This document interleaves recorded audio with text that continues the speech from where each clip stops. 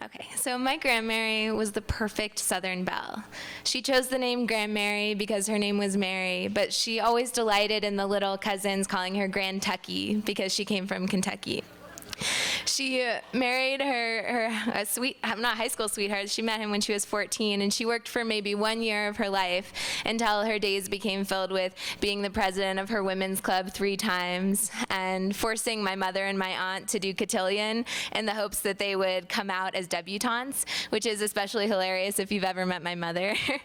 And she never washed her own hair. She would go every week to the beauty parlor to have them coif it into this preposterous mass of red curls. My childhood was very different than the childhood where my mom grew up in Kentucky. My mom is a neuroscientist, and my parents both worked a lot, and so their rule was if you weren't physically injuring yourself or physically injuring your siblings, then everything else kind of went. And my sister later became an artist, and so there's these amazing pictures of the clothes that she dressed herself in, because we dressed ourselves when we were physically capable of doing so, all these like mixed matches of, patterns and colors. And so when I was 4 years old, I had golden curly blonde hair down to my shoulders and these like gigantic bangs. And Grandmary came to visit us for Thanksgiving. And my mom was terrified because suddenly her perfect mom was stepping into her imperfect world and seeing her imperfect children and imperfect house condition and all of these things on a holiday, no less. So she was really stressed out, and she was very, in tune with the meal and everyone that was sitting at the table, and I went off to go to the bathroom. And I remember I was standing in my parents' bathroom in the right vanity looking at these bangs, just staring them down, because I hated those bangs. I hated them in my face, I hated everything about them, and now was the time when I was going to take a stand. And I was not going to talk to an adult about it, and I was not going to find a barrette. I opened the drawer and I took out the scissors and I hacked off my bangs. And I held them in my hand and I felt so victorious. Like this huge weight was lifted off my shoulders or my forehead. And so I set them on the counter and I sauntered back to the table where my mom is sitting and turns over and looks in horror as her 4-year-old daughter comes back, not just with her bangs cut off, but with giant chunks hacked out of her head down to the scalp.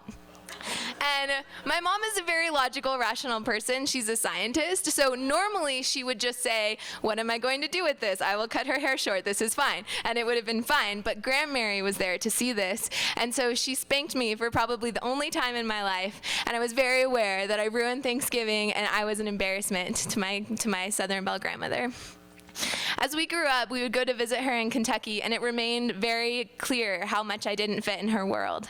Like, all of those things your parents teach you about manners and proper behavior, I never really learned. So I took a shower and just threw the towel on the ground, and Grandmary came down and said, you should hang up your towel, because otherwise how can your mom wash it for you? And I thought, haha, she doesn't wash my stuff, and you don't have to wash towels because you're clean when you use them. But her house was such a treat. It was this time capsule of 1970 or so. She lived in the same place since my mom was in high school to when she passed away recently. And in the hallway, there were pictures of my mom and my aunt getting married in that hallway because they both got married in that house. And in the kitchen, there was this mosaic of all of these photographs of us throughout all this time in our lives. And my sister and I, when we went there, we would go through her drawers because she had all these magnificent knickknacks and treasures from times past. And so we were sort of going through our treasure hunt when Grandmary called me up and she said, hey, I want to show you something. And she produced this envelope and she opened it up and there were 4 inches of perfect golden curly hair with a rubber band around it. And I said, what is that? And she said, it's your hair from when you cut it off at Thanksgiving. And I said, this is like 10 years later or something like that. And I said, why did you keep that? And she said, there was all this commotion and everyone was upset. And so I went to the bathroom to see what had happened. And I saw it there on the counter and it was just so perfect. I couldn't leave it there. And so she bundled it up with a rubber band and she put it in an envelope and she kept it all those years. And I looked at that hair, and I looked at those photographs of me growing up and awkwardly growing out of that little boy's haircut into a bowl haircut into some semblance of a fashionable haircut. And I realized that more than being her embarrassment, I was really her treasure. And I never had bangs again. Thank you.